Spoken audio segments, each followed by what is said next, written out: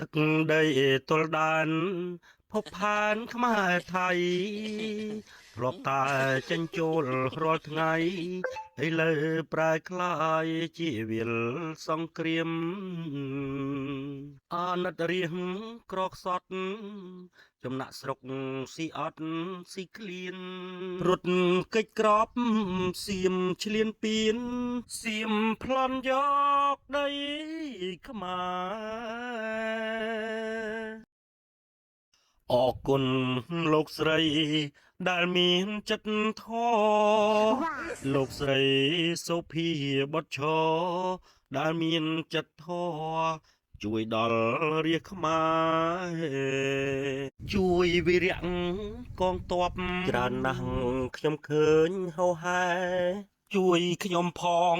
ខ្ញុំក៏អត់ដែរខ្ញុំក៏ខ្មែរដែរបងអរគុណធនីគីដែលលែងឲ្យខ្ចីបងសួរហេតុអ្វី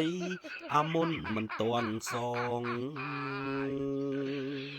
អើយថែមទៀតថៃអត់ទេបងអាមុនមិនទាន់សងបងកិច្ចរហូត